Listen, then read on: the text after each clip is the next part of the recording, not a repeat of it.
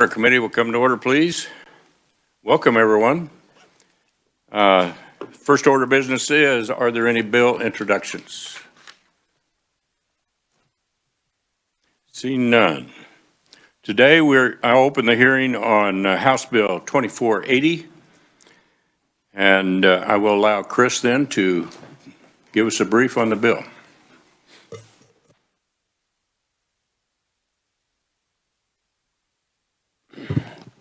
Yes, thank you, Mr. Chairman.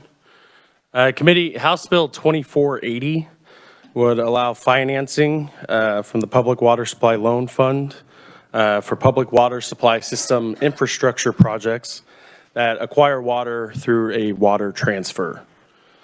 As I said, this would deal with the Public Water Supply Loan Fund, which was established in KSA 65-163E. This fund is used to provide loans to municipalities and water districts to replace drinking water infrastructure systems. The fund is administered by Kansas Department of Health and Environment and the Secretary of Health and Environment.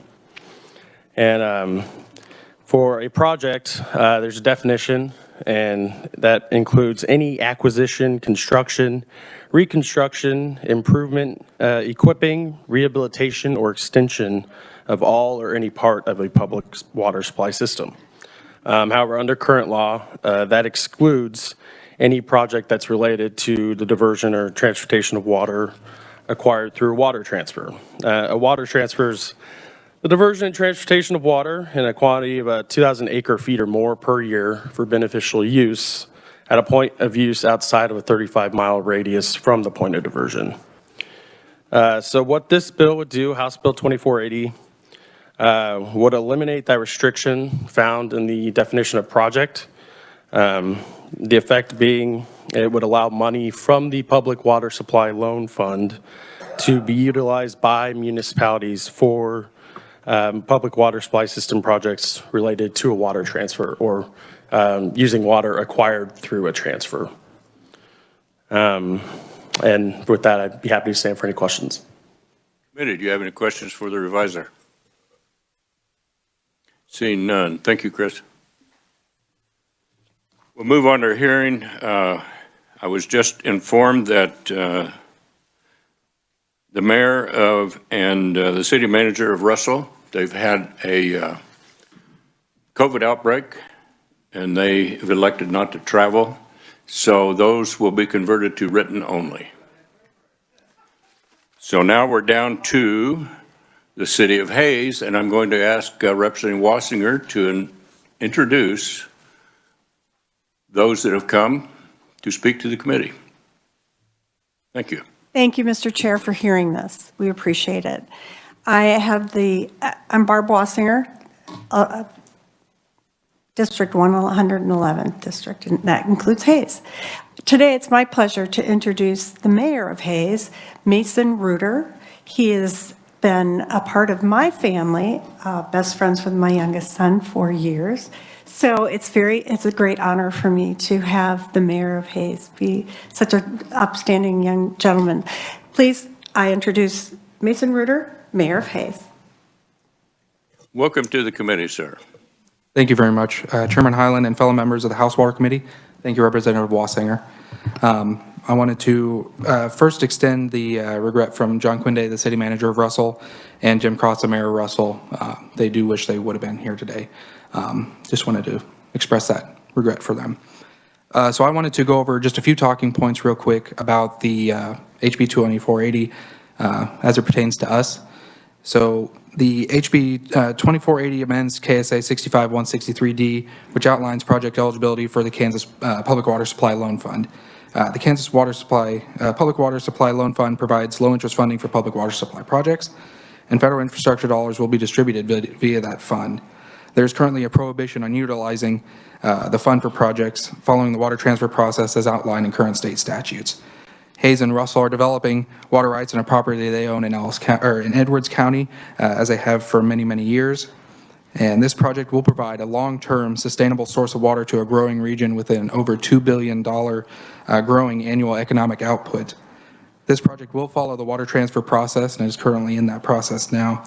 As it currently stands, Hayes and Russell are prohibited from considering the Public Water Supply Loan Fund for financing, which could increase the project's cost significantly. HB 2480 is a simple strike-through of KSA 65-163D, removing the prohibition on the projects following the water transfer process. HB 2480 does not modify the current Water Transfer Act process, and the removal of this prohibition was called for in Governor Brownback's 50-year water vision. And at this time, I will stand for any questions, and if you have any specific technical questions, I will introduce City Manager Toby Doherty of the City of Hayes. Thank you for that. Representative Riley. Thanks for that quick presentation, and I will say that I am in favor of this. Could you explain to the committee, if this didn't go through, how you would fund this project, or whether you would fund it at all? So the project costs that we have right now, we can finance the costs. They may be significantly higher, which would potentially lead to unnecessarily higher water rates, but we have been self-funding this project since the early 90s, I believe. Representative Newland. Thank you, Mr. Chair. Thanks for the presentation. I consider it a great forethought for these cities to have purchased these rights so many years ago to have this happen. Briefly tell me exactly how this come about that you were able to purchase these water rights. So back in the early 90s, late 80s, early 90s, there was an extreme water shortage in the Ellis County region, City of Hayes. So we had found on the open market this R9 ranch down in Edwards County, and we went together with the City of Russell to work on this potential water transfer project, which started when I was born. So it's taken a little bit, but we're getting there. So that's kind of the process we took, was seeking the open market. Okay, to follow up with that then, my understanding is that this takes out some irrigation circles and all from in production, so you're using this water for municipal purposes then. I still think that's a tremendous feat that you've been able to accomplish, but yet still maintain the usage of this land out in that area. So I just commend you for this type of a project and all to use it for municipal, but yet maintain the land use and all like you have. Well, thank you, sir. We take great pride in our water conservation efforts. Any further questions? I have a couple. Okay. The loan fund, can you tell me what the interest rate is within that fund? That I will turn over to City Manager Toby Doherty. Welcome to the committee. Thank you. Toby Doherty, City Manager of Hayes.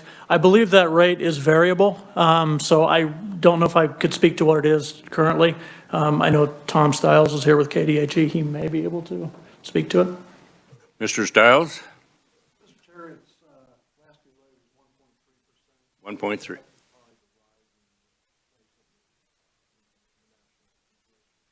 Okay. Thank you, sir. One more question. When you bought these water rights, you've gone through the water appropriations process and all that. What kind of a reduction did they make on your right then at that point? I believe we had gone even further beyond what was required for us, just to ensure the sustainability of the R9 project itself. So I believe it's 2,000 acre feet is required. Toby Doherty, City Manager. I can speak to that. Yeah, there's a regulatory process when you convert one water right to another use, and it is formulaic and it's by county. And so when we go through the process with the water rights owned by Hayes and Russell at the R9, the number that comes out is 6,756 acre feet of water. During the process to convert the water rights from irrigation to municipal, DWR, the chief engineer at the time, David Barfield, asked us to commit to sustainability. And so we agreed to commit to sustainability. So Hayes and Russell gave up roughly 30% of their water rights and committed to 4,800 acre feet on an annual basis on a 10-year running average. That is the sustainable yield of the property itself. So assuming we complete the process that we're in right now, then that's the number that we'll have is 4,800 acre feet on a 10-year rolling average. I wanted the committee to understand that there is a reduction in the original from what they had. Further questions? Representative Vaughn. Thank you, Mr. Chair, and thank you both for being here. I was just wondering if you could talk a little bit about where you're at in the Water Transfer Act process and how this will hopefully help you guys going forward. So the process to convert the R9 ranch to a water supply is a two-part process. The first part involves the change applications for the change in use, the change in points of diversion where the water comes out of the ground, the change in the rate and how fast we pull the water out of the ground, and then the overall quantity. And so that's all contained within the Division of Water Resources. We started that process in June of 2015. And a master order was issued by the chief engineer in 2018. There are some procedural checks with any state order like that. And we do have people that don't like this project. So there was a request for judicial review in the case. And so the claim was made that in judicial review, an entity or an individual can ask for a judge to review the matter to make sure the state regulations were followed in order to get to the order. The claim was made that the state didn't follow the proper procedures. There was delay due to COVID and a few other things. The hearing was held in January of last year. And right now we're waiting for the order from the judge. We're very confident that the state followed the order because we went above and beyond to make sure we followed all the necessary regulations. Once that is complete, that's when we can start the transfer process, and that's the process outlined that really hasn't been utilized in its current form.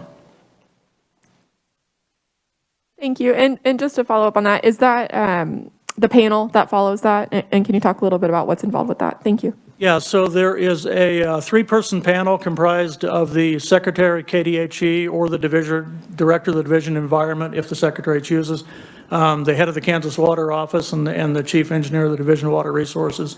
They ask for the appointment of a hearing officer. The hearing officer gathers information and makes a recommendation on the water transfer. And there are 26 criteria, I believe, in statutes that we have to meet in order to satisfy the terms of the Transfer Act. The biggest one is the statewide benefit. And the reason the act exists is the state has to benefit, not just Hays and Russell. There has to be an overall statewide benefit to allowing the transfer versus the cost of not allowing the transfer. So right now, the mayor mentioned a $2 billion regional economy. It's a growing economy, but we are really the only major economy in Kansas of scale that doesn't have an adequate local water supply. So that's why this is so important for us and the state. That's great. Thank you so much for taking us through that. Thank you, Mr. Chair. Thank you. Representative Minix. Thank you, Mr. Chair. I have two quick questions, very small. What is the most recent estimate with the current price of steel and those types of things for your project, and how large is this loan fund pool? I'll answer the first part of the question there. I believe the current project cost that we're looking at was around $90 million, but with the inflation costs, we're looking at closer to maybe 110 million.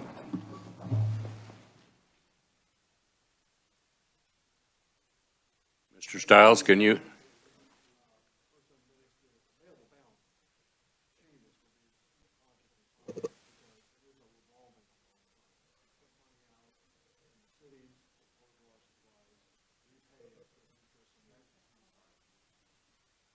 Our viewers in the audience in the virtual world want to hear also. So it's a revolving loan fund that puts out money to the municipalities and other public water supplies. They pay it back over typically a 20-year period there. Those repayments are both the principal from the loan as well as interest and associated fees that then revolve around and then are available for the next project that rolls in there. Typically, I'll put out easily a couple $100 million of loan funds outstanding relative to that. And we typically every year receive capitalization grants from EPA and Congress, and then we will match those up by leveraging them and issuing revenue bonds through the Kansas Development Finance Authority, and build up our pool reflective of that. But with that oversight from KDFA and the associated auditors there is always a positive cash flow and availability there to not overextend the ability of the loan to replenish itself over subsequent years. Representative Schmidt. Thank you, Mr. Chairman. As one who lived in Hayes in 1995, and I was born then already, I want to commend you for the, well, it was other people that had foresight to do this, and also for the water conservation measures that you've taken. I was there at the time and installed the low-volume shower heads, which was mandated, by the way. That has helped to preserve the water up to this point. So all I had was just to commend you for, and the city for looking forward. Thank you, sir. Appreciate it. Well deserved. Thank you. Representative Riley.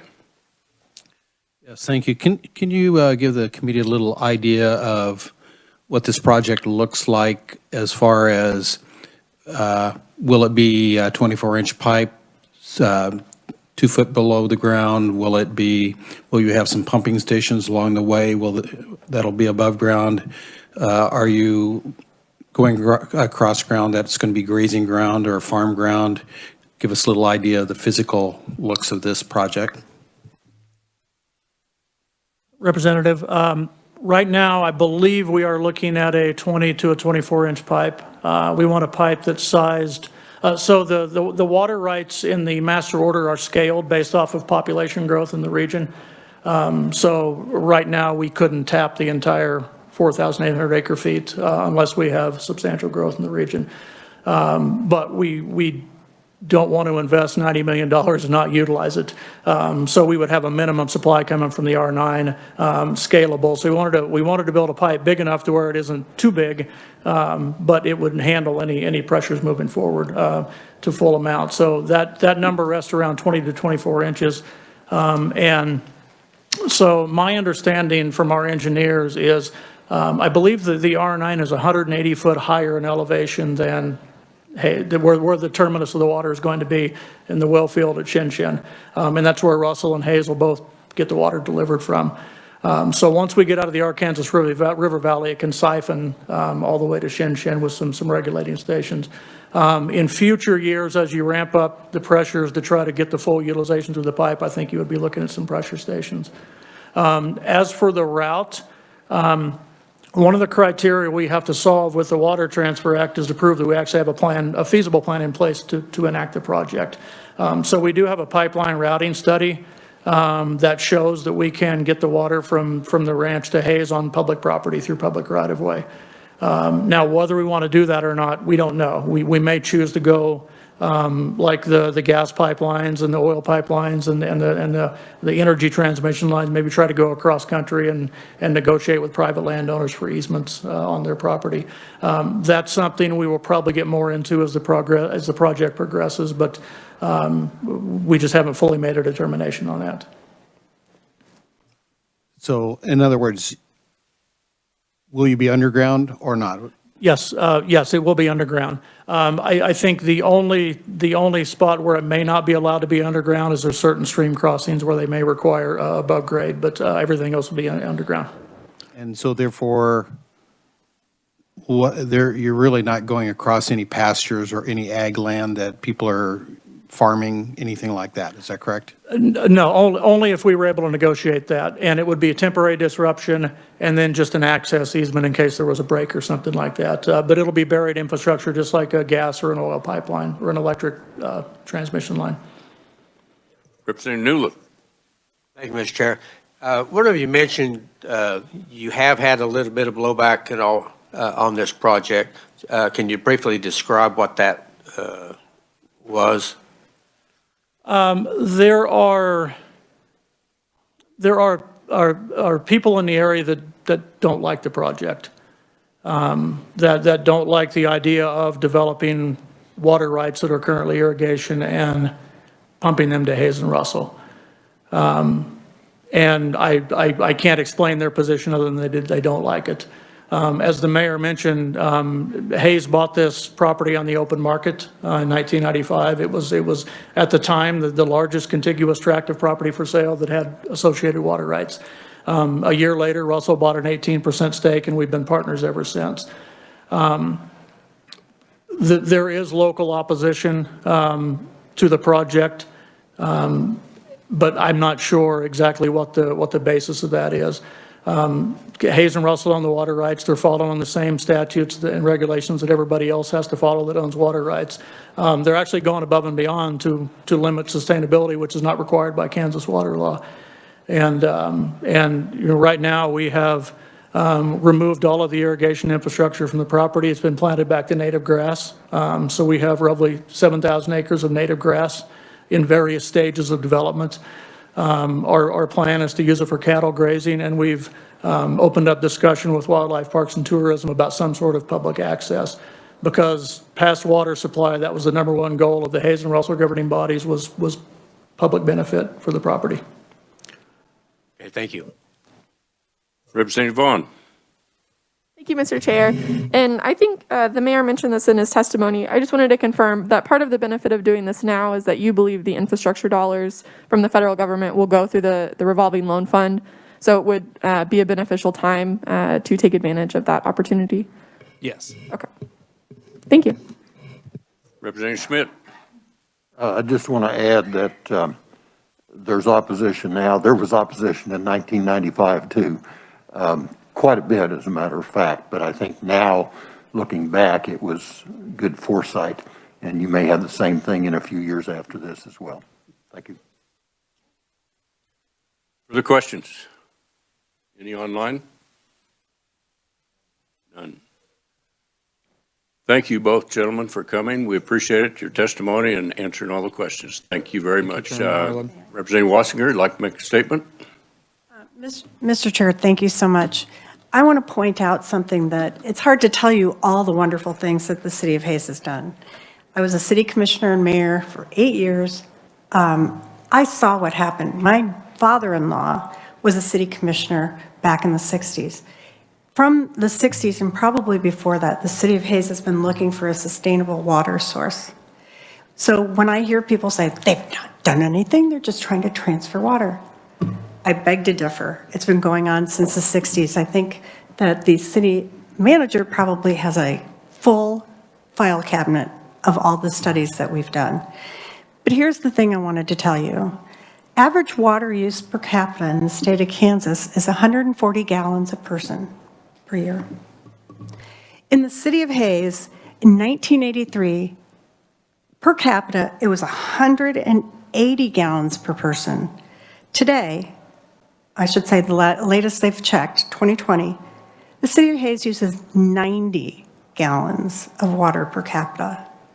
When I was a city commissioner, I went to the elementary schools, and I told them, and I'll tell you now, if you need to wash your hands, turn the water on, get your hands wet, use the soap. When you're ready to rinse it off, turn the water back on. I still turn off the water when I brush my teeth.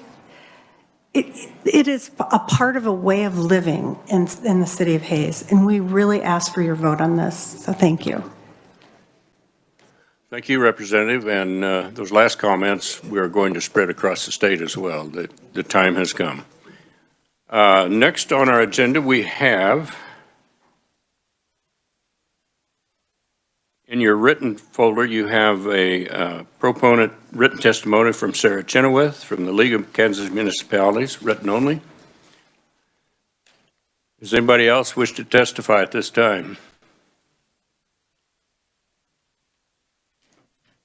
No opponents were listed, and I have one neutral, Mr. Stiles from the Bureau of Water. Sir, welcome to the committee. Thank you, Chairman Highland and members of the committee. I'm Tom Stiles. I'm Director, Bureau of Water at Kansas Department of Health and Environment. My testimony basically represents a neutral position on the part of the agency, and we take that because this is just a matter of legislative policy and prerogative. Whether or not the bill passes will not influence our day-to-day operations at KDHE.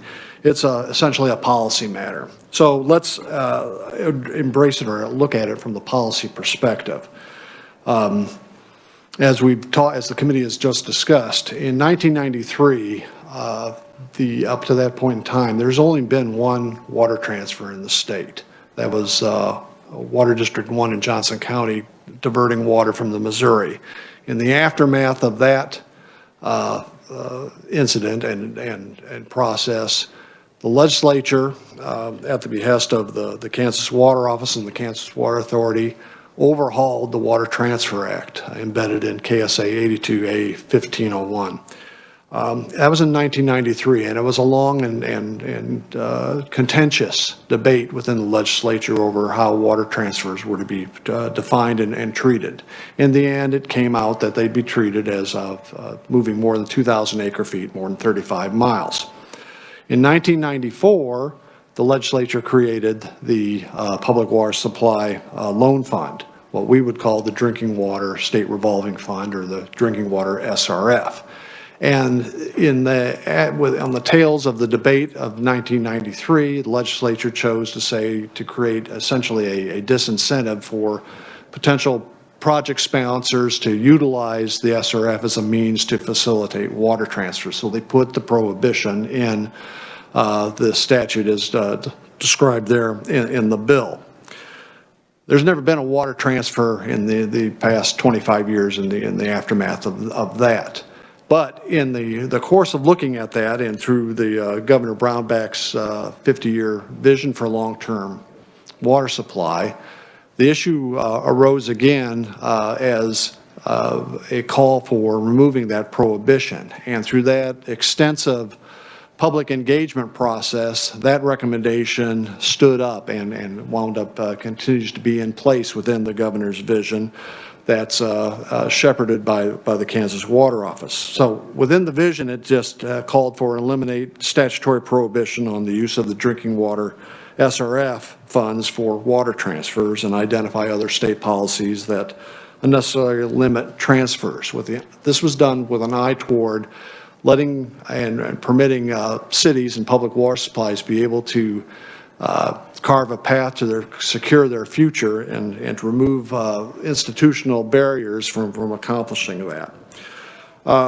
From our perspective, again, it doesn't matter, but from a policy perspective, the Water Transfer Act itself provides all the necessary safeguards for a deliberative process to evaluate whether or not a given water transfer will benefit the state and whether those benefits will outweigh the costs of letting the water remain in the place of origin.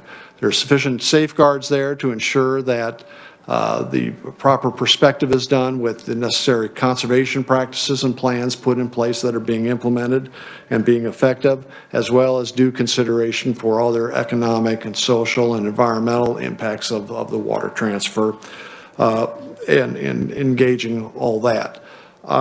So the Water Transfer Act itself creates that process that provides in sunshine, a vetting of the proposal, and then presuming that the water panel, KDHE, Water Office, and the Division of Water Resources agree to the hearing officer's recommendation to approve it, then the SRF itself ought to be one means of being able to finance the implementation of that project.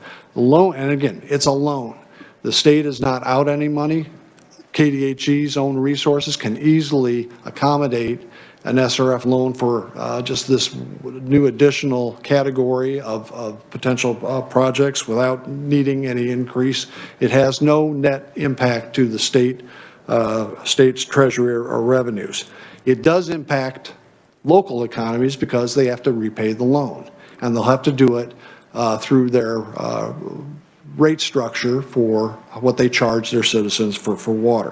And then finally, the SRF is bound by federal requirements as well. And one of those is the federal law says SRF can't be used to buy water rights. So it's very tied to the infrastructure itself, but not the act of acquiring the water. Under the Transfer Act, it would either be from water rights, either developing new water rights or buying existing water rights, or through a water supply, storage contract obtained through the Kansas Water Office and the Kansas Water Authority. So from that perspective, again, it's the legislative prerogative of how they want to deal with it. From a policy perspective, this bill makes sense in removing a constraint that really is superfluous, given all the other safeguards that are in place within state law, as well as the requirements attached to the SRF program.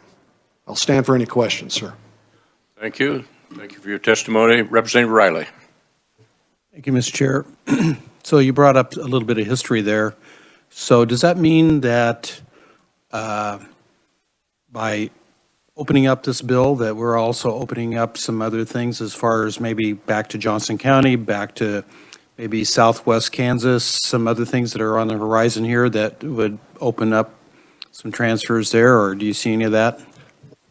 I don't, because one of the provisions of the Transfer Act is that the applicant has to essentially exhaust all other alternatives that are available there, whether it's finding additional water closer to the intended place of use, protecting water quality of the resources they do have in hand, or cleaning up contaminated water that is in place there. They have to go through a rigorous process to show they basically have looked for water everywhere. This transfer has to be viewed as an act of last resort for them to be able to satisfy their future water needs. Water transfers are going to be driven by the need, not by favorable financial opportunities out there. This just makes a policy sense of saying there's no reason to have this prohibition in place, given that a project has gone through the vetting of the Transfer Act and the Administrative Procedures Act to basically be shown to be beneficial overall to the state. So I don't see it opening up the door to a lot of these types of transfers. And even if it does, they all have to follow through the Transfer Act proceedings.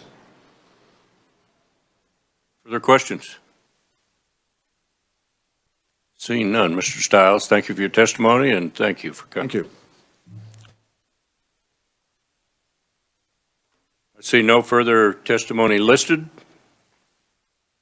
With that, I will close the hearing on House Bill 2480. And looking at Tony, we're scheduling this to be worked, is that on Thursday? On Thursday, we will work this bill. Anything else for the good of the committee? Seeing none, we are adjourned.